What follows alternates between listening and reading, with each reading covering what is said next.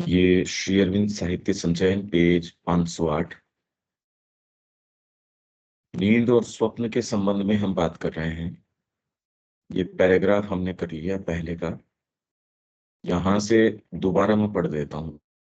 अवचेतन के अन्य स्वप्न भी हैं जो किसी आरंभ बिंदु या आधार से रहित कोरी कल्पना प्रतीत होते हैं, परंतु मनोविश्लेषण की नई पद्धति ने पहली बार किसी तरह की वैज्ञानिक समझ के साथ हमारे सपनों को देखने की कोशिश करते हुए उनमें निहित अर्थों की एक प्रणाली, हमारे अंदर की ऐसी चीजों की एक कुंजी स्थापित की है जिसे जानने की और जागृत अवस्था में जिसका प्रयोग करने की आवश्यकता है।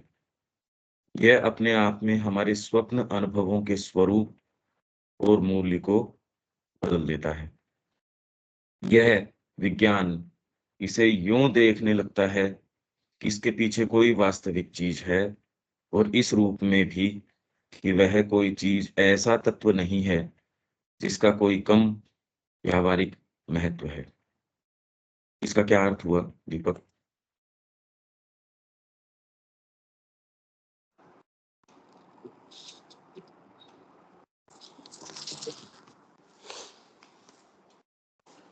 अवचेतन के अन्य स्वप्न भी हैं जो किसी आरंभ बिंदु या आधार से रहित कोरी कल्पना प्रतीत होते हैं, परंतु मनोविश्लेषण की नई पद्धति ने पहली बार किसी तरह की वैज्ञानिक समझ के साथ देखने को उस समय की परंतु आज उस समय की जो मनोविश्लेषण की नई पद्धति जो उस समय आई थी, उस समय एक्चुअली मैंने सर्च किया था ये नेट पे। एक फ्रूड था, एक जंग वगैरह था उस समय के, 2-3 ये वेस्टर्न भी थे और इंडियन तो नाम नहीं दिखा। तो जो कि वो फ्रायड हाँ, बोलते हैं उसको। फ्रायड फ्रायड था या वो भी वोटे, और एक और जंग करके था। हाँ, उसको यूं बोलते हैं ये। हाँ, मे बी ये ये भी जी स्पेलिंग हाँ। तो हाँ, मतलब तो वो उनकी थी कि भी वो जैसे ये जो है ये टिप ऑफ आइसबर्ग जैसा है, और उनकी कई तरह की उनकी वो थ्योरीज थी। कॉन्शियस, सब कॉन्शियस और अनकॉन्शियस उनकी अपनी टर्मिनोलॉजी थी। तो हम्म। उसके अंदर जो मतलब कि जो जिनके कोई कोरी कल्पना लगती है, उनके क्या निहित अर्थ हो सकते हैं, उनकी क्या प्रणाली है। कोई एक ऐसी उन्होंने चाबी देने की कोशिश की कि हम जागृत अवस्था में उसको काम में लें। मतलब जो सपने में देखा गया उससे हम, जैसे कि वो अपन एक बात कर रहे थे कि सपने में आया कि ये इसको मुर्दा गाड़ी में डाल रहा है, तो उसको उसको उसने अप्लाई अपने दिन में किया उसने, कि भाई लिफ्ट में कोई इशारा कर रहा था मैं नहीं बैठूंगा लिफ्ट में। तो वो उस तरह की कोई प्रीमोनिशन है। चीज। वो हाँ, प्रीमोनिशन है। वो प्रीमोनिशन है। वो पूर्वाभास हो गया किसी चीज का। हाँ, सपने में देखा, उसका सपने में जो देखा था उसको। हाँ हाँ। हाँ, तो जो सपने में जो हमने कोई चीज जिसकी कोई आरंभ बिंदु या कोई उस आधार के रहित कोई कोरी कल्पना है, सपने को ऐसी चीज देख ली और उसने कोई आपकी फ्रंटल कॉन्शियसनेस पे रजिस्टर कर ली, तो उस चीज को अपने जागृत अवस्था के अंदर जिसको प्रयोग करना है, तो ये एक मनोविश्लेषण की नई पद्धति आई, उसने इसको एस्टेब्लिश करने की कोशिश कर रहे थे। तो यह अपने आप में हमारे स्वप्न अनुभवों के स्वरूप और मूल्य को बदल देता है, कि इस चीज को कि हम अनकॉन्शियसली कोई चीज देखी उसको हम हमारे जीवन में अप्लाई करते हैं, तो उसको एक अलग मूल्य देता है। यह विज्ञान इसे यूं देखने लगता है कि इसके पीछे कोई वास्तविक चीज है, और इस रूप में भी कि वह कोई चीज ऐसा तत्व नहीं है जिसका कोई कम व्यावहारिक महत्व है। मतलब उसका भी बहुत इम्पोर्टेंस है, जो हमको रात को आधार रहित लगती है, जिसका कोई बिना किसी आरंभ और अंत के लगती है। और ये मैंने भी देखा है कई बार। मैंने एक टाइम था मेरे को जब सांप ही सांप के सपने आते थे, स्नेक्स, या तो उसको मार दिया या उससे बच लिए या उससे फ्रेंडशिप। तो मैंने अंकल जी को बोला इस चीज के बारे में, तो आई डोंट नो वो टेपन क्यों आने बंद हो गए। तो इस तरह की चीजें हैं। अब उनका वैसे तो इन चीजों का हर आदमी का पर्सनल सब्जेक्टिव है कि आपने क्या देखा है और कैसे उसका लाइफ में व्यवहारिक महत्व है, और उससे आपकी डेली लाइफ में उन चीज़ों के अंदर आप कैसे उसमें हेल्प ले सकते हो, कैसे काम कर सकते हो। लेकिन ये बहुत इंपॉर्टेंट है और बहुत प्रैक्टिकल इसकी इम्पोर्टेंस है। ये कुछ ऐसा समझ में आया मेरे को। हाँ, ये कह रहे हैं ये एक ऐसी चीज है, पहली बार इसको इस रूप में रिकॉग्नाइज करने किया जाने लगा कि इसकी प्रैक्टिकल इम्पोर्टेंस हमको जो जीवन अभी लगता है जिसमें हम कुछ करते हैं, कॉन्शियसली मूव करते हैं, एक्टिविटीज करते हैं, उससे कम इम्पोर्टेंट ये फील्ड नहीं है। ये तो बहुत इंपॉर्टेंट बात हो गई। हम्म। तो पहले हमने जो बात करी थी, अवचेतन के अन्य स्वप्न भी हैं जो किसी आरंभ बिंदु या आधार से रहित कोरी कल्पना प्रतीत होते हैं। अब इसके अंदर आधार बिंदु या कोई स्टार्टिंग पॉइंट उसका प्रतीत आपको लगता है कि इसका कुछ है नहीं। पर ये जो नई पद्धति आई मनोविश्लेषण की, उसने उसको ट्रेस बैक किया। उसने कहा यदि आपकी फिजिकल कंडीशंस ये हैं, इससे संबंधित ये सपने आपके इस तरीके से आ रहे हैं।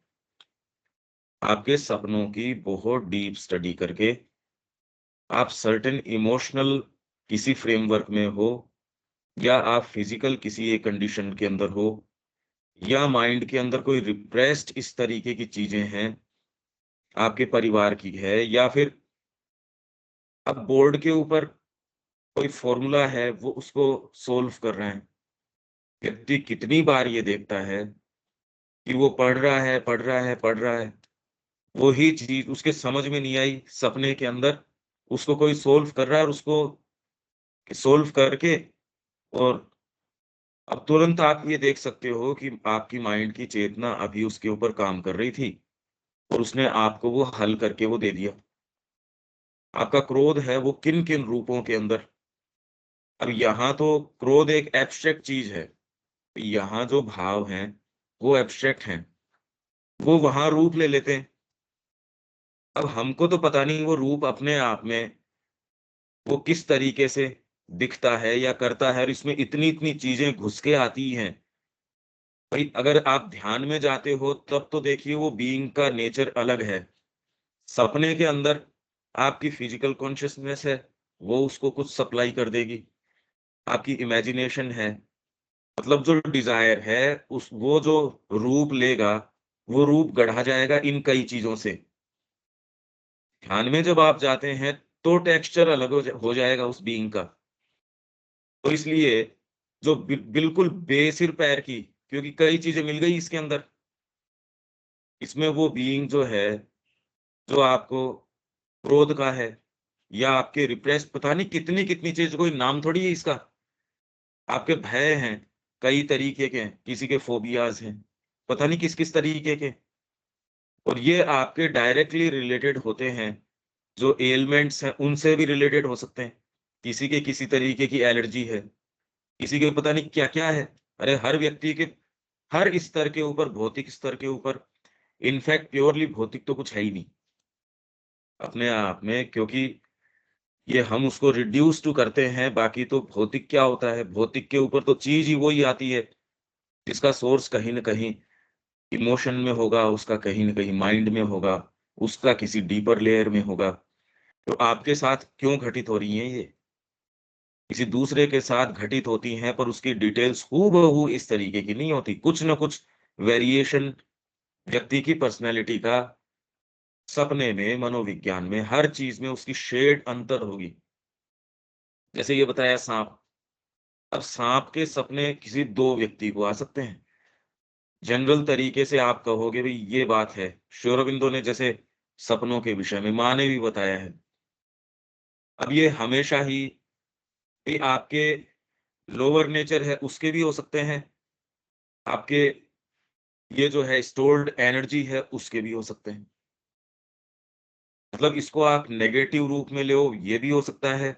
और ये कोई वक्त इस तरीके का है जिसमें वो सपना आपके लिए कोई दूसरी चीज डिनोट कर रहा है, ये भी हो सकता है। तो पहली बार ये पद्धति इस तरीके की है जिसने बहुत क्लोजली इसको, यो नहीं वेगली नहीं, इन्होंने बहुत डीपली इसकी स्टडी करते हुए कि इस तरीके की साइकोलॉजी है तो इसको इस तरीके से ट्रेस बैक यहां तक कर सकते हैं। नई पद्धति ने पहली बार किसी तरह की वैज्ञानिक समझ के साथ ये जो नाम अभी लिए, ये तो श्री अरविंद कह रहे भी इनको कोई सेंस नहीं है। इन्होंने सबकॉन्शियस को मान लिया और बाद में उसको उभार के, जो सो कॉल्ड हिप्नोसिस है और है, उसमें उसको उभार देते हैं। उसको कंट्रोल करने की इनके अंदर कुछ क्षमता रहती नहीं, व्यक्ति इतना पागल हो जाता है। तो इन्होंने जिस तरीके से उसको हैंडल किया, उससे तो व्यक्ति जो था, उससे ऑलरेडी अपने जीवन की समस्याएं हैं वो मैं कंट्रोल नहीं कर पाता। ये वाले भाग खोलने के बाद तो मतलब उसका इतना नीचे से जो चीजें आती है आपके सबकॉन्शियस की, वो हावी हो जाती हैं। कितने कितने लोग उन बीन्स के संपर्क में आ जाते हैं, डिप्रेशन में चले जाते हैं, कॉन्स्टेंटली किस किस टॉर्चर से गुजरते हैं, और हर व्यक्ति पता नहीं किस एक अलग ही दुनिया के अंदर है, जिसमें कोई प्रकाश नहीं, कहीं कुछ नहीं। प्रकाश में तो शायद ही कोई बहुत ही कम नजर आते हैं। तो ये इन लोगों ने एक नई पद्धति पर, हाँ, पहली बार ये सपने इसी तरीके से नहीं, व्यावहारिक मूल्य के हैं। इनका प्रैक्टिकल सिग्निफिकेंस है, इंपॉर्टेंस है, वैल्यू है। उनमें निहित अर्थों की एक प्रणाली कि दो कंडीशन में आपको पानी, पानी आपके अचानक एक लहर का रूप लेके या एक वेव बन गया और हवा में उड़ने लग गया, या किसी को हवा में उड़ने के सपने आ रहे हैं, या आपके पर्टिकुलर इसी स्ट्रेच ऑफ लाइफ के अंदर ये वाली चीजें क्यों आ रही हैं। तो एक सीमा तक के सपनों को तो ये एनालाइज कर पाएंगे, जो निम्नतर हैं या कुछ थोड़ी डीप साइकोलॉजी की, थोड़ी सरफेस से पीछे की, उसको तो ये कर लेंगे। जैसे आज की साइकोलॉजी पढ़ाते तो है ही, तो मानव मनोविज्ञान की बात करते हैं, पर डीपर जो मूवमेंट्स हैं उनकी कौन बात करे। उनकी बात तो डीपर साइकोलॉजी में आप जाओ, मतलब जब आप अध्यात्म के अंदर प्रवेश करते हो तो उनकी बातें कर सकते हो, पर जनरल ह्यूमैनिटी के लिए तो वो प्रासंगिक है नहीं। तो औरों के लिए काफी हद तक ये जो इन्होंने प्रणाली का निर्माण किया, या एटलीस्ट कम से कम कोशिश की, वो काफी सेंसिबल थी। हमारे अंदर की ऐसी चीजों की ये कुंजी स्थापित की है, हालांकि एग्जैक्टली नहीं बता सकते, ये मोटा मोटा तो बता देंगे, पर ये वाली चीज और इस डिटेल के अंदर आई तो मोटी मोटी तो कह देंगे यार तेरे कोई ना कोई रिप्रेस्ड, ये वाली बात है। इनफैक्ट ये तो कुत्तों की साइकोलॉजी है, वो एनालाइज करके बताते हैं। कुत्तों के अपने साइकोलॉजिस्ट हो रहे हैं आजकल। आप आदमी की बात छोड़ो, कुत्ता क्या महसूस कर रहा है, उसके क्या बातें हैं, इसके हैं, तो मतलब स्टडी तो कर रहे हैं, ये बात नहीं है। और वो हमारे लिए जो डीप स्टडी उन लोगों की है, वो भी मतलब वो अध्यात्म के तरीके से तो बिल्कुल सतही है। जो हम महाश्री अरविंद की शिक्षा की और की बात करते हैं, उनके लिए तो क्या है, ये आउटर क्रस्ट भी नहीं है, और लोगों के लिए वही डीप है। तो उनका स्तर इससे पता चलता है, और उसके ऊपर आप अधिकार तो कर ही नहीं सकते हैं, वो तो और भी कम है। जिस तरीके से ये अप्रोच करते हैं सबकॉन्शियस को, यदि ज्यादा उससे आप सरोकार रखते हो, और आपके जो जो ये हिप्नोटिज्म के अंदर की जाओ पीछे, तुम्हारे ये वाली चीज यहाँ से आ रही है, बचपन में तुम्हारे साथ ये हुआ था, तो ये वहां तक आपको धीरे धीरे लेके जाते हैं, कंट्रोल रहता नहीं। वो तो बहुत ही गंभीर एक समस्या है। और अब क्या करें, जिस तरीके की है ये ये तो केवल मां श्री अरविंद ने इन चीजों को इस तरीके से हाथ में लिया है, हमारे सामने ये चीजें ला के रखी हैं। अब पढ़ने से उससे नहीं, अब करें क्या, पर ये सारी चीजें हैं। हम इतना सतही रूप से इस एग्जिस्टेंस को नहीं ले सकते। इसमें और लेयर्स हैं जो काम कर रही हैं, इससे ये तो सूत्र मिल ही रहे हैं हमको। कि हम खाली भौतिक रियलिटी को भी देखें, तो ये दृष्टिकोण जो ही हम ये पढ़ रहे हैं उससे चेंज हो जाएगा कि ये एग्जिस्टेंस इतनी सिंपलटन नहीं है इस तरीके से। तो हमारे अंदर की ऐसी चीजों की एक कुंजी स्थापित की है जिसे जानने की और जागृत अवस्था में जिसका प्रयोग करने की आवश्यकता है। कि आपके ये मूवमेंट्स आ रहे हैं, ये एक इंडिकेटर्स हैं, या बाहरी इंडिकेटर्स या बाहरी चीज परिस्थितियां हैं जिन्होंने उनका निर्माण किया। तो आपके ये वाली चीजें क्यों आ रही है, नाइटली एमिशंस क्यों हो रहे हैं, किसी के प्रति क्रोध क्यों आ रहा है, वो व्यक्ति आके आपको नींद में घूंसे क्यों मार रहा है। तो ये कह रहे हैं कि आपके अंदर क्रोध है उसके प्रति, वो इस तरीके के संवाद का रूप ले लेता है या पता नहीं क्या-क्या ले लेता है। व्यक्ति के अपने एम्बिशंस होते हैं, वो अपने आप को उन स्थितियों में देखता है, पता नहीं क्या-क्या। तो आप ये सोचते हो कि आपके साथ वो प्रक्रिया हो रही है, कई बार होता है उल्टा, आपके अंदर वो चीज़ें हैं, वो ऐसा रूप ले लेती हैं, सामने से वो बीइंग बन के आ जाती हैं। अब किसी को भय था, तो माँ को उसने ये सपना बताया कि एक छोटी-सी बिल्ली है, वो एक विशाल फिर बाद में एक शेर का सा रूप ले लेती है, मेरे को तो खाने के लिए आती है, ये नाइटमेयर आता है मेरे को तो।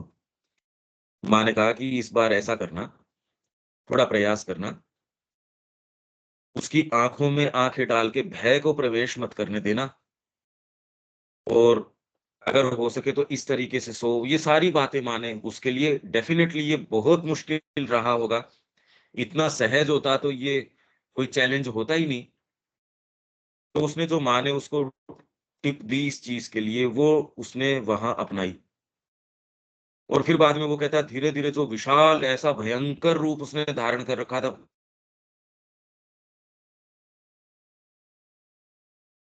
हो गई और वो यूँ भाग गई करके। जीवन की कितनी समस्याएँ या कितनी चीज़ें हैं, ये इंडिकेट कर रही हैं वो हमने उसको ज़बरदस्ती इतना बढ़ा रखा है, भयभीत हो रहे हैं। पढ़ना तो एक चीज़ है, उससे भयभीत हो रहे हैं, उससे हम डील नहीं कर पा रहे हैं। तो अगर उसको राइट एटीट्यूड से या उस राइट चेतना में पर अब ये डिपेंड करता है, कौन व्यक्ति उस सिंबल को जो आपको बताया गया है, उसको कैसे काम में लेगा। इसकी लेयर्स तो अनंत लेयर्स हो गई। या आपको एक नज़र आ गया कि पिंजरा खोल के एक पक्षी लाइट की बीम की ओर जा रहा है। ये तो अनपढ़ आदमी भी देख लेगा, एक स्वतंत्रता है, उसका ये सिंबल है, पर स्वतंत्रता के भी लेवल हो गए। सामान्य व्यक्ति की क्या स्वतंत्रता है? एक कोई थोड़ा-सा गंभीर और गहरा व्यक्ति, उसकी क्या स्वतंत्रता है? तो आपको जो ये दिखने वाली हैं ये चीज़ें, उसका आप क्या-क्या अर्थ लगाओगे, ये आपके मनोविज्ञान के ऊपर निर्भर करेगा और ये कह रहे हैं इसकी व्यावहारिक इम्पोर्टेंस है, इसकी प्रैक्टिकल इम्पोर्टेंस है इस चीज़ की। यह अपने आप में हमारे स्वप्न अनुभवों के स्वरूप और मूल्य को बदल देता है। ये तो तुरंत ही चेंज हो जाएगा भई, मूल्य तो बदल गया, स्वरूप बदल गया, हम ध्यान नहीं दे रहे। बाकी ये तो आपके जीवन के इंडिकेटर्स हैं, उसमें होने वाली घटनाओं के, आपकी डीपर साइकोलॉजी भई क्यों नहीं हो पा रहा है? ऐसी क्या बात है? ये रोज़ ट्रेन छूटने के क्यों हैं? आप ये पाओगे कि कहीं न कहीं कोई एक ऐसी चीज़ है। अब वो डिफीटिज़्म किस स्तर का है, साइकोलॉजिकली तो व्यक्ति सामान्य व्यक्ति भी इसको देख सकता है। डीपर उसके लिए उसके मायने हैं वो बिल्कुल अलग है। तो मनोविज्ञान के स्तर के ऊपर भी इसमें अध्यात्म या आपके साइकिक की इनकी कोई वो बहुत विशेष इस स्तर के ऊपर आवश्यकता नहीं है। हाँ, फंडामेंटली उसका क्या करोगे, वो बिल्कुल अलग है। पर सामान्य व्यक्ति भी थोड़ा-सा यदि कल्टिवेटेड हो, इस चीज़ के ऊपर ध्यान दे, तो अपनी साइकोलॉजी के इंडिकेशंस उसको अरे भई इतने इंडिकेशंस तो सबको ही मिलते हैं, इसमें क्या बात है? हाँ, जो यांत्रिक रूप से जी रहा है, बस आ गए शाम और रात को ही सबसे हेवी भोजन करते हैं और फिर सो जाते हैं तुरंत कि भई इस समय तो ये मेरा रिक्रिएशन का टाइम है, मूवी देखेंगे, बच्चों के साथ बैठेंगे या झगड़ा करेंगे या जो जो कुछ भी, वो उसी समय करके फिर बाद में उनको तो नींद ही उसके बाद अच्छी आती है। तो सपनों का उनके जो मूल्य है और कुछ नहीं मतलब जीवन के अंदर एक यांत्रिक तरीके से चलता रहता है। यह विज्ञान इसे यूँ देखने लगता है मतलब स्वप्नों की ओर की सारी चीज़ को कि इसके पीछे कोई वास्तविक चीज़ है और इस रूप में भी कि वह कोई चीज़ ऐसा तत्व नहीं है कि जिसका कोई कम व्यावहारिक महत्व है। व्यावहारिक प्रैक्टिकल जितना सीरियसली अपने व्यापार को, अपने दैनंदिन जीवन को, उसमें सारी चीज़ें करते हैं, उसके प्रति कितना सरोकार रखते हैं और इसको ब्रश ऑफ कर देते, अरे सपना ही तो था। तो जो व्यक्ति जीवन में थोड़ा बहुत भी कुछ इसमें मार्ग में जाना चाहता है, आध्यात्मिकता की तो ज़रूरत ही नहीं है इसके लिए। आपके बीइंग के और लेयर्स देखना जीवन को तरीके से कि ये समस्याएं क्यों उठ रही भाई। अगर इसके ऊपर थोड़ा एक सेम दृष्टिपात आप करना चाहते हो तो इसका बहुत प्रैक्टिकल इंपॉर्टेंस है, केवल इंपॉर्टेंस नहीं, प्रैक्टिकल इंपॉर्टेंस है। ये कह रहे हैं कि सामान्य जीवन जो दैनंदिन जीवन जिस तरीके का हम जी रहे हैं उससे कम व्यावहारिक महत्व नहीं है इसका, उतना ही व्यावहारिक महत्व है। और जबकि हम में से शायद ही कोई ये, जबकि महाश्री अरविंद के संपर्क के लोग जानते हैं कि महाश्री अरविंद ने कितना इस चीज को महत्व दिया है। इससे एक चीज तो ये पता चलती है कि भाई हमारी जो लेयर्स हैं बीइंग की, हम जिसको खाली ये जो जगत मानते हैं और दूसरे हैं ये, वो क्रिया कर रहे हैं। लेकिन हाँ, आगे दीपक।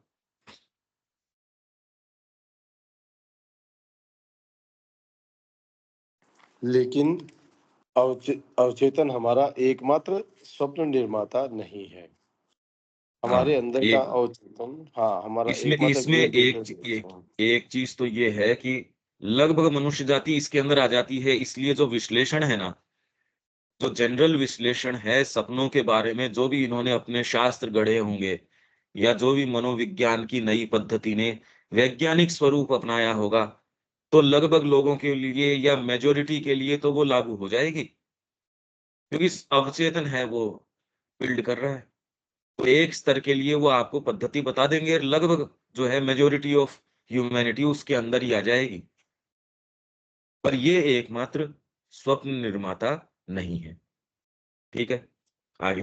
हाँ, हमारे अंदर का अवचेतन हमारे गुप्त आंतरिक अस्तित्व की चरम सीमा है, जहाँ यह अचेतनता से मिलता है। यह हमारी सत्ता की वह श्रेणी है जिसमें अचेतन संघर्ष करके एक अर्ध चेतन में आता है। हाँ, हम्म, ये देखो ये क्या कह रहे हैं। ये important 3 लेयर्स हो गई, है।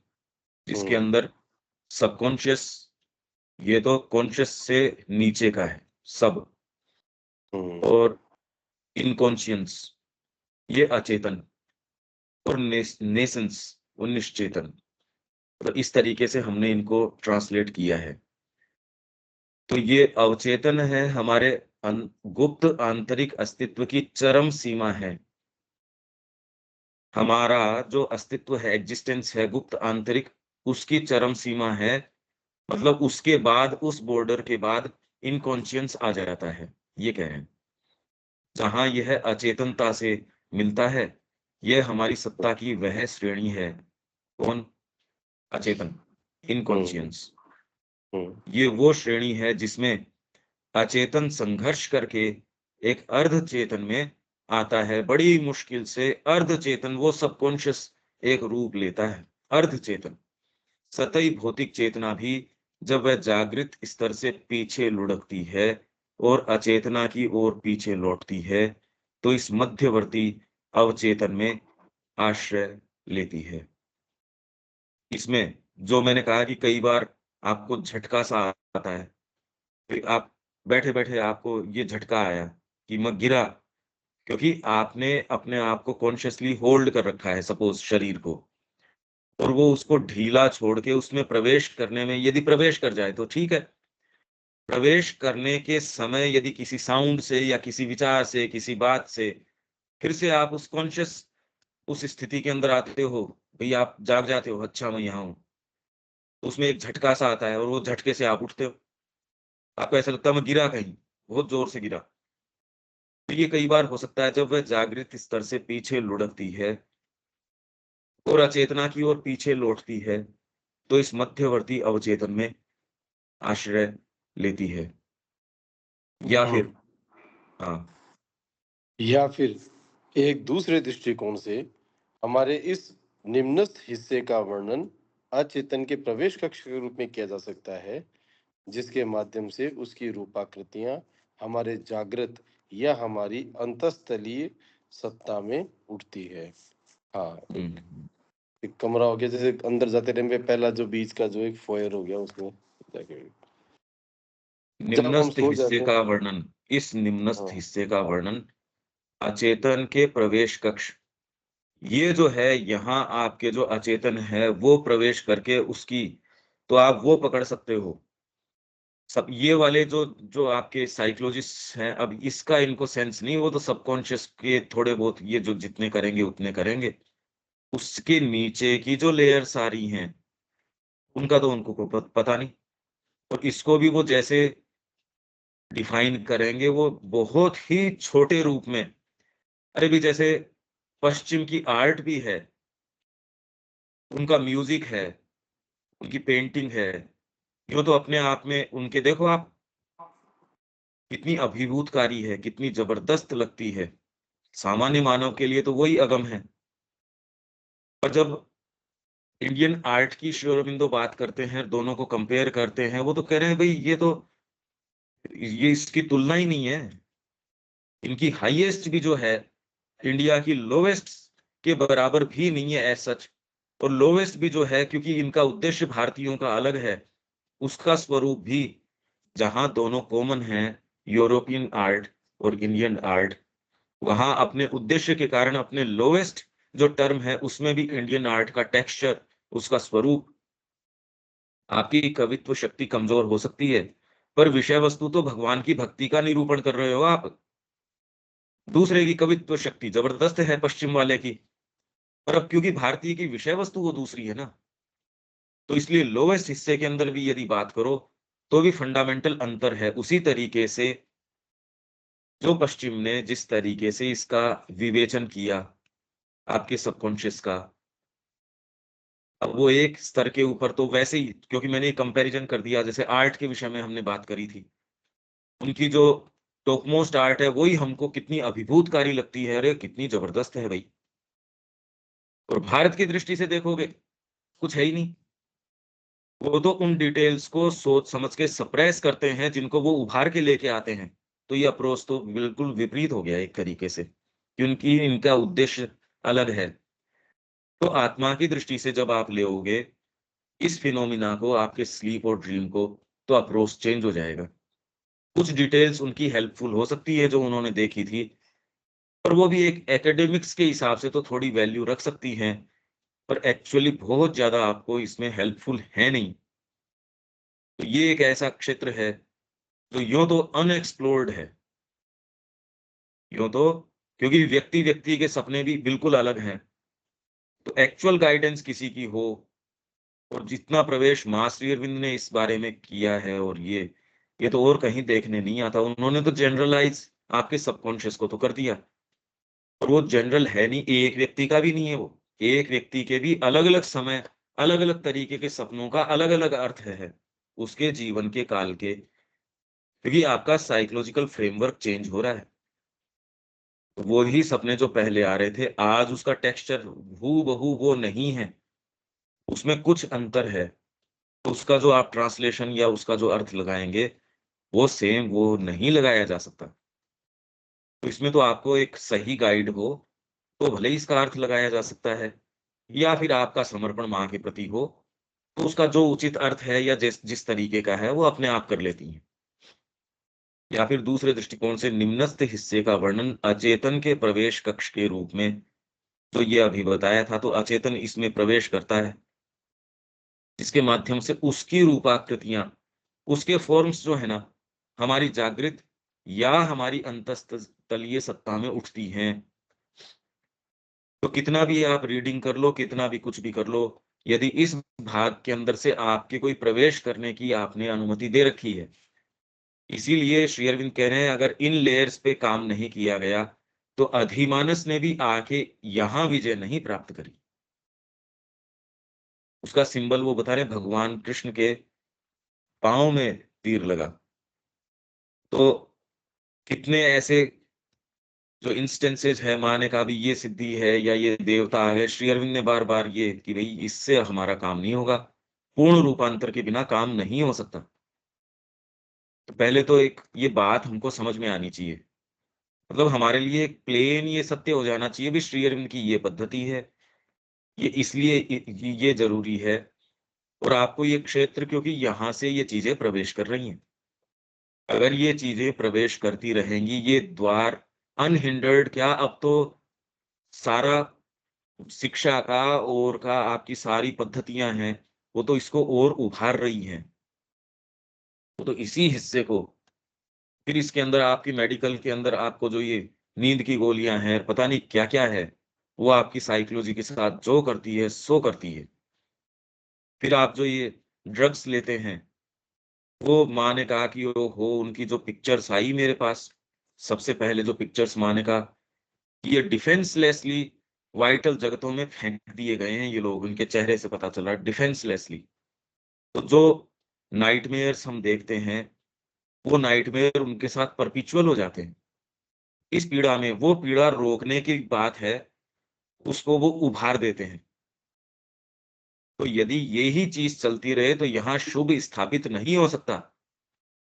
आप निर्माण करते हैं, उस निर्माण को आके कोई ध्वस्त कर देता है, और इनफैक्ट ध्वस्त ही नहीं करता, कुछ ऐसी और कंडीशंस लागू कर देता आगे निर्माण भी ना कर सको।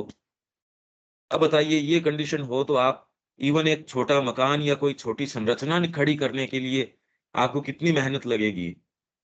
और ये रोज हमारे साथ हो रहा है, सामान्य व्यक्ति के फर्क नहीं पड़ता। पर जो स्पिरिचुअल एस्पिरेंट्स हैं, जिनमें उच्चतर जीवन के लिए अभिप्सा है, उनके लिए तो ये सबसे ज्यादा गंभीर प्रश्न है। इस पे यदि काम नहीं किया जाता तो आप मेहनत मेहनत हाथ लगती है, होता कुछ नहीं। तो जागृत या अंतस्थलीय, जागृत में रूपाकृतियां आ जाएंगी इसकी। तो आप कितनी भी बातें करो, कुछ भी करो, आपके सर्टेन या तो मोमेंट्स के ऊपर आ जाएंगे, फियर्स आ जाएंगे, ऐसी चीजें आ जाएंगी। और भौतिक के अंदर जो ये जमी होती है ना, कई चीजें आपके चाहे कितना भी कर लो, ये जो एलर्जीज नहीं जा रही, या कुछ चीजें ऐसी हैं डीप डाउन प्लांटेड हैं, वो रूपाकृतियां आ जाएंगी जागृत अवस्था के अंदर, इसके माध्यम से, या हमारी अंतस्तलीय सत्ता में उठती हैं। अब अंतस्तलीय हमने बात करी थी, दो तीन शेड के अंदर बात करते हो। अंतस्तलीय आपके जो पीछे का जो भाग, जागृत चेतना के पीछे का, अब पीछे तो आप सबकॉन्शियस सारे को कहते हो, पर ये मतलब आपके पीछे जो क्रस्ट है, क्रस्ट के पीछे का जो जो भाग है, वहां हमारी अंतस्तलीय सत्ता में उठती है। और अंतस्तलीय में जो उठती है, वो बाहर प्रोजेक्ट हो जाती है।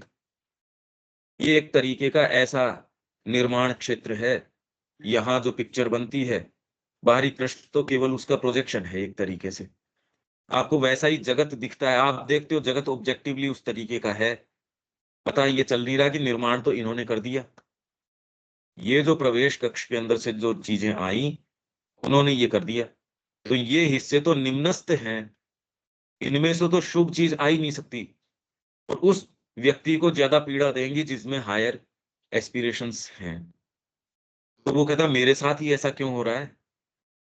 अरे क्योंकि आपके अंदर एस्पिरेशन है, आप टेंड करो उसको।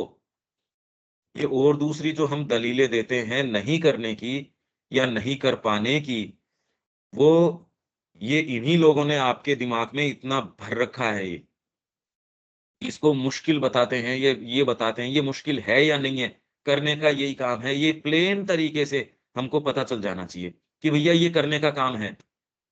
जितना सीरियस हम बाहरी ढांचों के ऊपर है कि ये व्यवस्था कैसे चलेगी, वो व्यक्ति कला है, ये तो सपना तो है अपनी जगह ठीक है, कल उसकी तनख्वाह बांटनी है, कल ये निर्माण करना है, कल यहाँ जाना है, ये काम जो भी जिसके, कल पढ़ाई करवाने जाना है, या कल ये काम ऑफिस में ये करना है, जितना ये है उससे कम इम्पोर्टेंट ये नहीं है। तो सपने केवल उसी सबकॉन्शियस के नहीं, इसके भी जब हम सो जाते हैं और हमारा सतही भौतिक भाग तो यहाँ अपने प्रथम आरंभ में अचेतन से उत्पन्न होता है।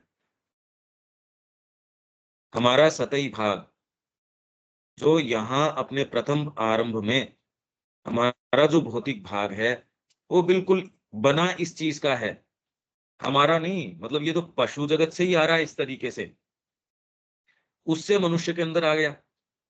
इसलिए हम बार बार ये बात करते हैं, दो समस्याएं हैं मूलभूत, यहाँ सारी समस्याओं की जड़ दो चीज से हो गई। एक तो फंडामेंटल सेपरेशन हो गया अपने मूल से, तो उसने डिजायर सोल का निर्माण कर दिया। दूसरे क्रम विकास, नीचे वाला तत्व ऊपर वाले में प्रवेश कर जाता है। जड़ तत्व है, प्राण में प्रवेश कर गया, प्राण मन के अंदर प्रवेश कर गया। इसके कारण आपका जो मन है वो क्रेविंग का, डिजायर का मन बन जाता है, सारे समय उसी के इर्द गिर्द घूमता रहता है। तो प्रथम आरंभ इसी से है। आप में सारा कितना भी कर लो, चाहे ऋषि बन जाओ, इसके अंदर जो प्रोक्रिएशन की और मूवमेंट है उसको रोक थोड़ी सकते हो कि जी कोई मेनका आई वो तो डिग गया उससे, क्योंकि प्रथम आरंभ इसी अचेतन से उत्पन्न हो रहा है। तो कितना वो कॉन्शियस रहते थे, कैसे बाड़बंदी करते थे अपनी, एक दंड धारण करो, ये वाली चीज करो, ये संध्या करो, इतनी नाम जप करो, ये समझते थे वो। ये कोई पलायन की बात नहीं है, कॉमन सेंस है। लोअर भागों को आप जब तक इतना स्ट्रिक्टली और थोड़ी सी लीवरेज दे के देखो, वो तो पूरा आपको निगल लेगा, एंगल्फ कर देगा। इसलिए कैसे इसको काउंटर करें और हायर अति चेतन में प्रवेश करें, उसके लिए वो सारे काम वो करते थे। गुरु की उपस्थिति वहां थी, अनन्य उनके प्रति, उनके शब्द के प्रति निष्ठा थी। देश भर के अंदर इसको इतना कूट कूट के भीतर भर दिया गया था कि सोच के भी आप कोई अदरवाइज कर नहीं सकते। ये मूर्ख नहीं थे। अगर आप अपनी सत्ता को जान जाओगे तो भारतीय संस्कृति ने इसको कैसे टैकल किया, उतना तो और किसी ने तो समस्या ही नहीं रखी ना सामने। ने तो आपके सामने उद्देश्य रखा, ने बीइंग की डिजाइन को समझा और उसको कैसे डील करना चाहिए, इसलिए उनके पास तो कोई बात आनी ही कैसे थी। वो तो सोच ही नहीं सकते थे इस बारे में। तो जो सामान्य जीवन जी रहा है वो भी अगर अच्छा गुडविल का जीवन जीना चाहेगा तो उसके लिए तो, वो भी यदि ये भाग प्रवेश करते रहेंगे तो झगड़ा है और है, वो प्रवेश करती रहेंगी चीजें, तो उसको वो संभाव नैतिकता से कंट्रोल करते थे। भारतीय समाज उसको नैतिक, धर्म का जुआ और रिगरस उसकी एजुकेशन, तो देश भर के अंदर ये सारी चीजें इसको खूब कंट्रोल में रखती थी इन भागों को। अब जो है सफलता के मानक रिवर्स हो गए। तो जब हम सो जाते हैं तो सतही भौतिक भाग जो यहाँ प्रथम आरंभ में अचेतन से उत्पन्न होता है, तो कितनी भी कोशिश कर लो, कितना ही ज्ञान है, उस समय वो खुशबू आती है उस भोजन की, भूल जाते हैं सारी चीज। वो काम कर जाते हैं जिसके लिए हमने संकल्प किया था, ये क्या किया। मूल उत्पत्ति करता अचेतन की ओर लौटता है। सतही भाग जो है जिससे वो उत्पन्न हुआ, मूल उत्पत्ति करता, वो अचेतन की ओर लौटता है। तो वह इस अवचेतन तत्व प्रवेश कक्ष या अधः स्तर में प्रवेश करता है। जब सतही भाग अचेतन की ओर लौटता है, क्योंकि वो उसका बना है, अचेतन की ओर लौटते समय बीच में तो सबकॉन्शियस तो आ ही जाएगा। तो अवचेतन तत्व जो है, प्रवेश कक्ष है, इसमें प्रवेश करता है। हम सपने में जब जाते हैं तो इसके माध्यम से, इस प्रवेश कक्ष के माध्यम से, और वहां वह अपने अतीत के संस्कारों या मन की जिद्दी आदतों और अनुभवों की छवियां पाता है। जिद्दी आदतें हैं, कितना आप कोशिश करते हो, फिर अपने आप को आके असर्ट करती है, आप कहे भाई। इसीलिए विवेकानंद जी भी कह रहे थे, बाहरी प्रकृति है वो कुत्ते की दुम के समान है, वो बदलती नहीं।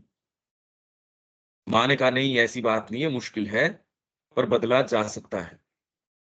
ऐसी कोई चीज नहीं है जो नहीं बदली जा सकती। और जितना ही हायर प्रकाश या वोल्टेज आपके पास होगा, उतना ही तेज गति से आपका काम होगा। जिस पावर के ऊपर आप ऑपरेट कर रहे हैं, एक जीरो पावर का आपके पास आ रहा है, क्या कर लोगे उससे। एक बल्ब छोटा सा, एक बड़ी फैक्ट्री है, आप कहोगे ये तो चलेगी नहीं इसके अंदर। आपके जो बड़े अप्लायंसेज है वो थोड़े पावर में नहीं चलेंगे।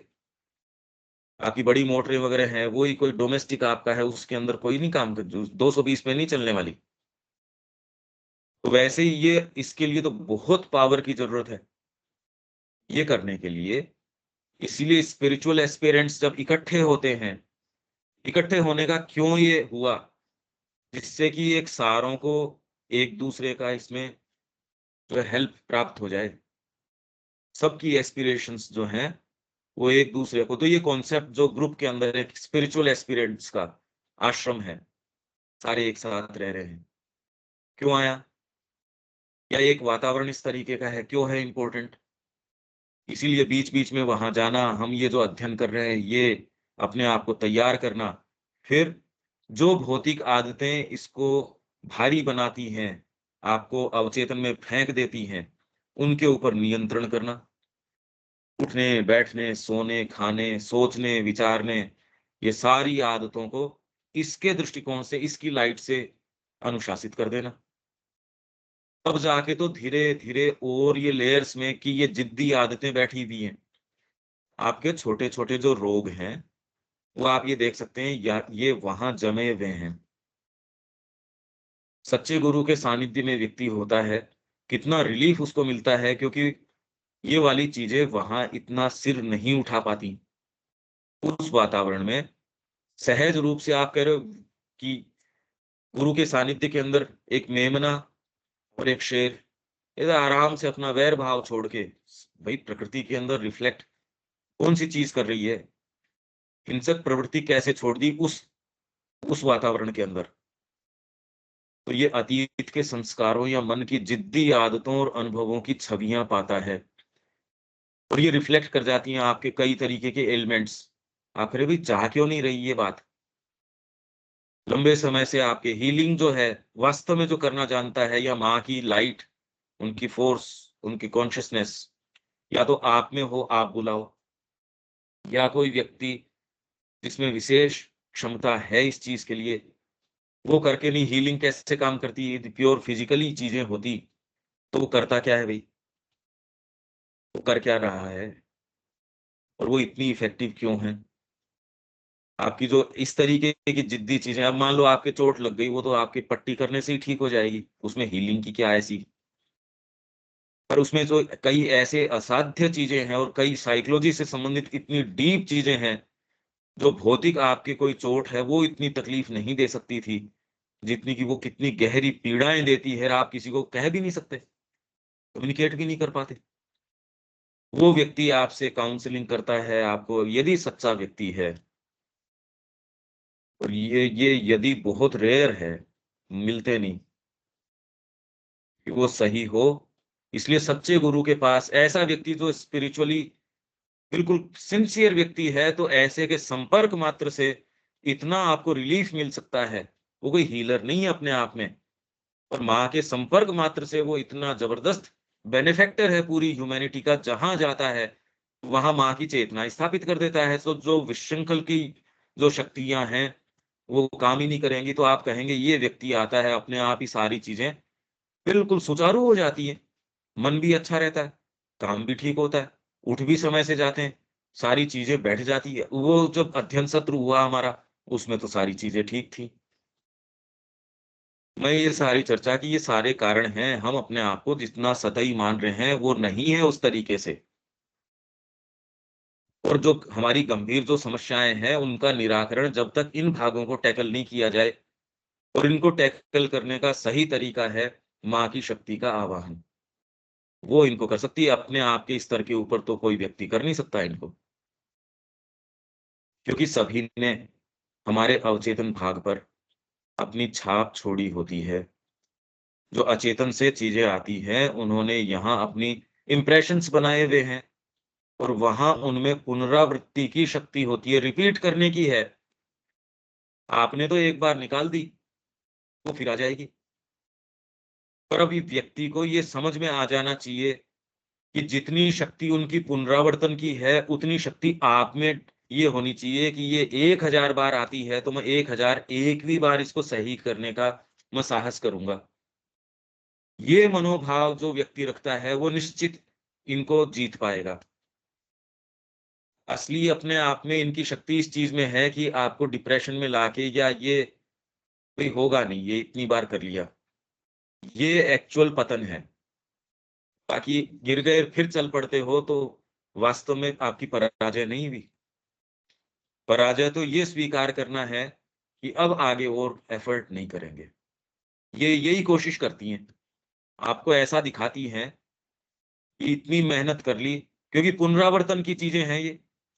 यही चीज़ें तो हम जीवन में पाते हैं यार, वही चीज़ें हम रोज़ वही काम करते हैं। सिंसियर व्यक्ति ये पाता है कि हमने कितनी बार संकल्प कर लिया और हम वो ही गलतियां रिपीट कर रहे हैं। उसका कारण ये है, और उसके साथ साथ उसको कैसे डील करना है वो भी तो पता चल रहा है। ये समझ में आ जाए कि ये बदमाश है और इसके पास हाथ में हथियार है पुनरावर्तन, उस हथियार से कैसे लड़ें। उससे ज्यादा अपनी भौतिक आदतें हैं और आदतें हैं, उनमें पुनरावर्तन माँ की तरीके से लिया हो। जितना इनमें मैकेनिकलनेस है उतना हम भी ले आते हैं ना, हम नहीं मानेंगे इनकी। हमारे साथ ये कुछ कर भी देती हैं तो हम फिर से चल पड़ते हैं, ये समझते हुए भी ठीक है, आंधी आ गई फिर झाड़ू निकालो भाई। ये नहीं कि हम ठीक है अब रोज रोज आंधी आती है अब कौन सफाई करे। हमारे जागृत व्यक्तित्व पर अपने प्रभाव में यह पुनरावृत्ति प्राय पुरानी आदतों, सुप्त या दबे हुए आवेग हैं, और वो उस समय पता नहीं लगते। वो आपके पर्टिकुलर कोई इस तरीके का कोई त्रासदी आई, उस समय आपके भीतर से यूं खड़े हो जाएंगे। कितने लोगों के अंदर, अब तो भारत में भी होने लग गए, वहां बाहर के इतनी उनके अंदर एलर्जी किसी खुशबू से ही हो जाएगी। आप यार कैसे लोग हैं ये। वो अपने साथ गोलियां साथ रखते हैं। अब उनको आप कहो अच्छे जीवन में प्रवेश करो, अरे वो तो खींच लेगी भौतिक चीजें तो आपको। इसलिए सामान्य मनुष्य जाति प्रवेश नहीं कर पाएगी इस तरीके से। कितना बड़ा अनाचार है, करने का काम ये है यदि इस दृष्टिकोण से देखो तो। ग्रेटेस्ट बेनिफैक्टर्स कौन होंगे मनुष्य जाति के? आप कितना निर्माण करते हो, कितनी फैक्ट्रियां खोलते हो, ये कोई बेनिफिट फैक्टर हो नहीं आप मनुष्य जाति के। चेतना उतार लो। एक व्यक्ति ने पूरी मनुष्य जाति के इससे बड़ा बेनिफैक्टर नहीं हो सकता, क्योंकि उसके पर हमको इन लेयर्स का पता नहीं, और उन जिन लेयर्स के ऊपर वो काम करती है हमारा संपर्क नहीं। तो सुप्त या दबे हुए आवेग, पुरानी आदत, प्रकृति के अस्वीकृत कर दिए गए तत्वों, आपने कॉन्शियस उसको स्वीकृति नहीं दी, नहीं यार ये काम तो नहीं करेंगे। जब आप कोई यात्रा कर रहे होते हैं या अपने घर से ऑफिस तक भी जा रहे होते हैं, कितनी कितनी चीजें, कितनी कितनी बातें, नैतिकता ने भी आपके ऊपर कुछ बाहर से अनुशासन लागू कर रखा है, अरे ये काम तो नहीं कर सकते। मन में तो पता नहीं क्या क्या उठता है। और जब आपको क्रोध आता है तो अरे नहीं कह नहीं सकते मन में, ठीक है। तो ये सारी जितनी चीजें हैं जो आप अस्वीकार करते हो जाके स्टोर हो जाती हैं, और ये वहां से आपके लिए रोग उठा देंगी। आप कह रहे हो मेरे तो माइग्रेन है, अरे वो माइग्रेन कहीं और ही है। मेरे यहाँ पर्टिकुलर ये वाली चीज है वो यहाँ नहीं है। मेरे तो किडनी में दिक्कत है, अरे वो किडनी में नहीं वो कहीं और है, फिजिकल में आके रिफ्लेक्ट और कहीं से कर रही है। मेरे कंधे में दर्द है, मेरे ये है। इतना तो लोग इनको समझ में आ गया, उन्होंने कहा ये एक्चुअल कारण ये भौतिक का ये नहीं है, ये उठ यहां से रहा है। किसी के बच्चा खत्म हो गया, वो बार बार वो चीज उठ रही है, उसके स्किन डिजीजेज होने शुरू हो गई। अब बताओ इसका और उसका क्या संबंध है? अब दवा दारू आप इसकी करोगे स्किन डिजीज की, अब उसको कोई विशेष उससे लाभ नहीं होना। बस ये है कि हो सकता है उसको एग्रेवेट होने से एक सीमा में रोके रखे, इतना तो हो सकता है। एक्चुअल जो कारण है उसको कौन तो हाथ में ले। आपके यदि साइकोलॉजिस्ट हाथ में लेते हैं तो ये तो बिल्कुल पागल कर देंगे आपको, क्योंकि सबकॉन्शियस लेयर्स को खोल देंगे ये। जो फ्रायड है, आपके ये जो दूसरे लोग हैं, ये तो आपको डिफेंसलेसली ऐसे जगतों में उन भेड़ियों के बीच फेंक देंगे जो जो वर्णन किया जाता है गरुड़ पुराण में और में। उन जगतों का, प्राणिक जगतों का, वो यहाँ रहते रहते आपके साथ हो जाएंगे। तो वो तो कोई उसका वास्तव में सॉल्यूशन नहीं हो सकता। और ये सारों के साथ है अस्वीकृति, पता नहीं क्या क्या एम्बिशंस होते हैं, क्या क्या क्रोध होते हैं, घृणाएं होती है, हंगर्स होते हैं, ये सारी जिनको स्वीकृति नहीं देते। समाज ने नैतिकता का विधान, दंड विधान, कितने कितने विधान हैं ये आपकी पशुता को जो रोकते हैं, ये जाके स्टोर हो जाती है। और अगर स्पिरिचुअल विधान आप इस मार्ग के हो, वो और अंकुश लगा देगा। तो आप अभिव्यक्ति तो नहीं करते, आप अपने आप को यो दिखाते हो कि मैं महात्मा जी हूं, पीछे छिपी होती है वो चीजें। अब आप गोलियां लेते रहो, वो गोलियां क्या करेंगी? उनको जब तक आप टारगेट नहीं करते, फंडामेंटली आप वहां उसको कॉन्सिक्रेट नहीं करते माँ को, ये तब तक नहीं जा सकती। आपको लगता है फिजिकल प्रॉब्लम है, वो फिजिकल है नहीं, वो रिफ्लेक्ट हो रही है उसके अंदर। तो प्रकृति के अस्वीकृत कर दिए गए तत्वों के पुनः जोर जमाने का रूप ले लेती है, या फिर यह किसी ऐसे अन्य रूप में उठती है जो सहज ही पहचाने जाने योग्य नहीं होता।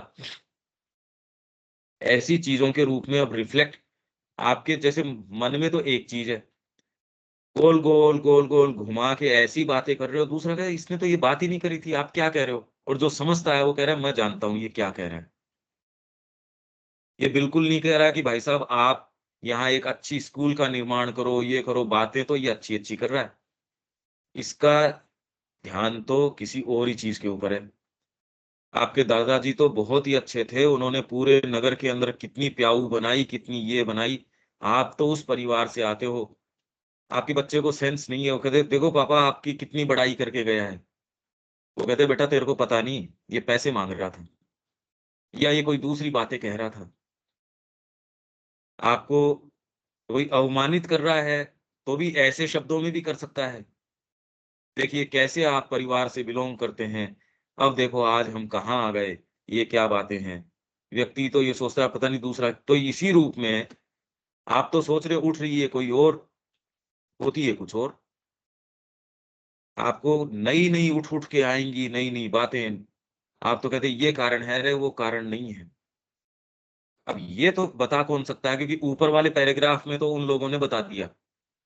यहाँ इस कक्ष में जब आप कक्ष से अवचेतन से होके अचेतन में प्रवेश करते हो और वहां की चीजें भौतिक में, क्योंकि भौतिक इसी का बना है, भौतिक तत्व उसका बना है, अगर वो भौतिक का रूप ले ले और आपने फिर बाद में ये इन इंप्रेशंस को पुनरावर्तन के द्वारा भेजे, अब कैसे भेजेगा। हम उसको सोचते हैं उसके फेस वैल्यू के ऊपर, जबकि फेस वैल्यू पे वो चीज है ही नहीं। तो जितनी आपकी चिकित्सा पद्धतियां या ये और हैं, जब तक मूल के अंदर न जाएं कुछ नहीं समझ सकते कभी भी। इसलिए जो अप्रोच है आपके एलोपैथी का और का, इमरजेंसी में या कुछ कंडीशंस में तो शायद वो कुछ कर देंगी, पर एक्चुअल में उनका अप्रोच ही उस तरीके का नहीं है, तो वो तो एड्रेस ही नहीं करेंगे उस समस्या को। यह इन दबा दिए गए या अस्वीकृत कर दिए गए पर मिटाए नहीं गए, तो वो तो वहां भेज दिया आपने, शत्रुओं को एक साथ इकट्ठा कर दिया। अब वो शत्रु जोर जमा के वो तो भरे बैठे हैं। या तो इतना प्रकाश आपके पास आ जाए, फॉर गुड आपने उनको वहां सुखाई दिया, मम्मीफाई कर दिया या खत्म कर दिया।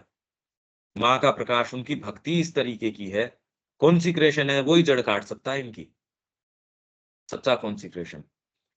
नहीं तो इसी चक्र के अंदर मनुष्य जाति, कोई एक व्यक्ति विशेष की बात नहीं है, ये अनाचार चलता रहेगा। तो श्री अरविंद ने कहा भाई ये अनाचार, आप चाहे किसी अवतार को लिया हो यहाँ, ये अनाचार यदि चले तो फिर पृथ्वी का मतलब क्या हुआ, यहाँ टेरेस्ट्रियल एवोल्यूशन का मतलब क्या हुआ। अगर यही चीजें चलेंगी तो यही चलेंगी, अच्छी चीज तो नहीं हो सकती। मतलब आप बाहरी रंग रूप तो अच्छे बना लोगे, कोशिश कर लोगे, पर यहाँ कोई भागवत राज्य अगर आ जाए उसके लिए तो इन भागों को हाथ में लेना पड़ेगा। और ये काम मास्टर अरविंद कर रहे थे, एक स्तर तक उन्होंने पूरा किया, सूक्ष्म भौतिक में उन्होंने अपनी अवस्थिति ली और वो कर रहे हैं, हम स्वीकार करते हैं इसको। हमारे लिए उन्होंने जो उनसे जुड़े हैं ये करने के काम है। कॉन्शियसली तो कम से कम इन भागों के प्रति अपने आप को न खोलें, अपनी एनर्जीज इनको कॉन्शियसली तो न दें और इनके विषय में सचेतन हो। हमारा दिन इसी के लिए है और किसी दूसरी चीजों के लिए नहीं है।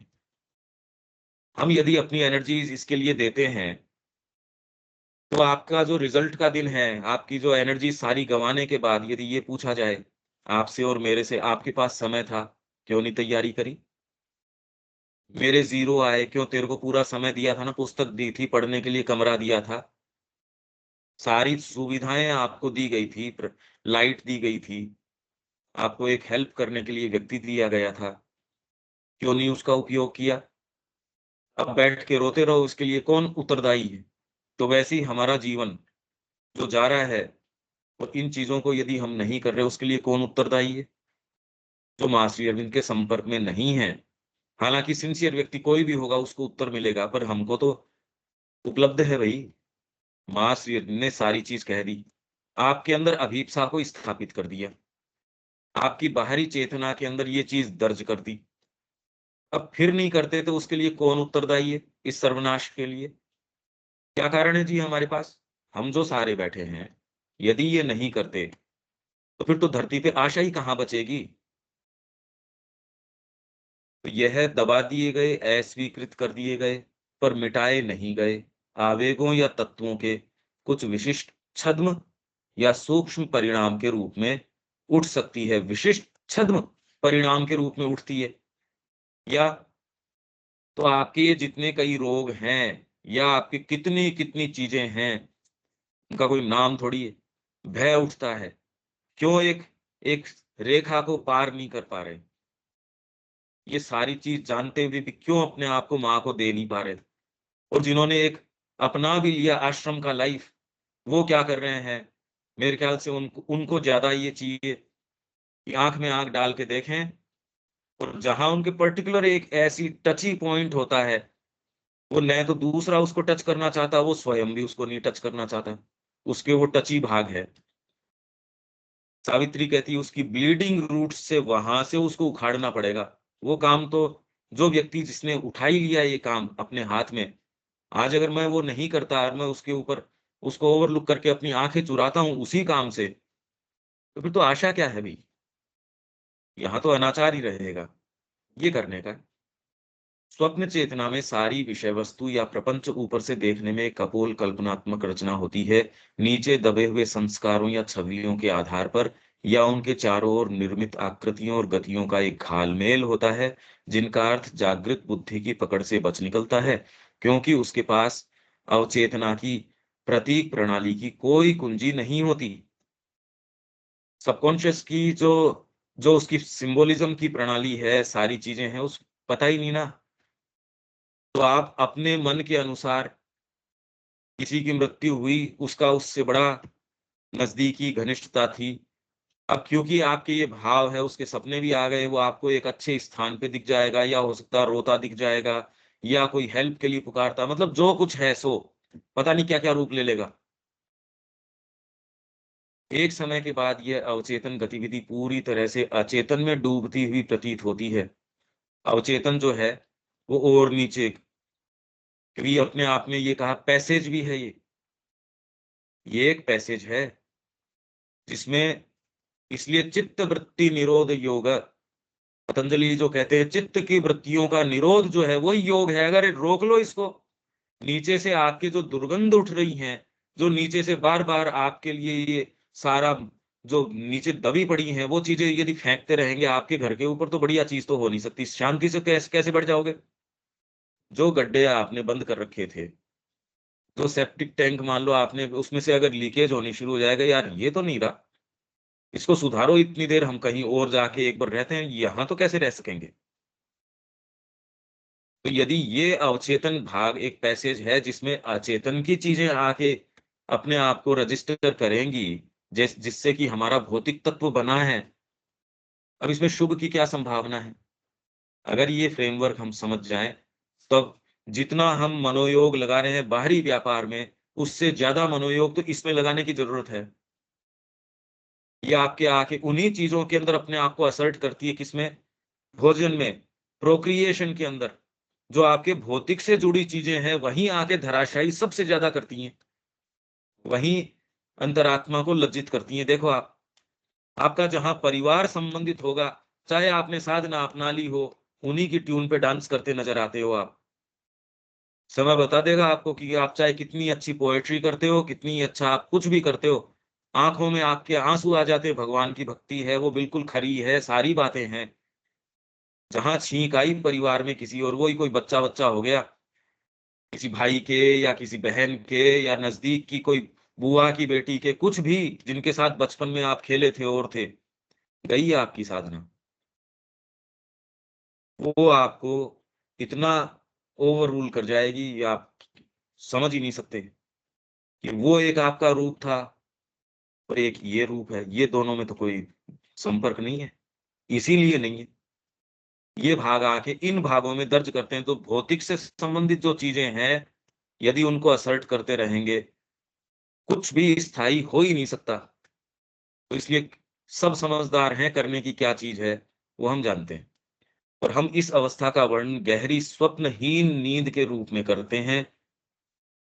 वहां से कि यह सपने नहीं आए, आए की बात नहीं, दर्ज नहीं हो रहे, वहां से हम पुनः स्वप्न के उथलेपन में उभर आते हैं या जागृत सतह पर लौट आते हैं। अब ये यात्रा होती है, इसमें क्या है, हाथ क्या लगा इसमें। ठीक है, इतना तो कुछ हम कह सकते हैं, पर ये बहुत ज्यादा गंभीर चीज है। ये स्टडी हम जो कर रहे हैं, इतना गंभीरता से कोई इसको लेता ही नहीं, इस फील्ड को प्रैक्टिस में करते नहीं। ठीक है दीपक। हाँ ठीक है। अब कल और इसको पढ़ेंगे, थोड़ा इस पे आप ध्यान दीजिए। एक मैं ये सोच रहा हूँ, अब अपने को शिफ्ट करना पड़ेगा कोई दूसरे सॉफ्टवेयर पे, तो एक आध दिन ट्रायल के हिसाब से अपने को करना पड़ेगा, क्योंकि स्काइप बंद हो रहा है, अपने को ट्राई करना पड़ेगा कोई और सॉफ्टवेयर।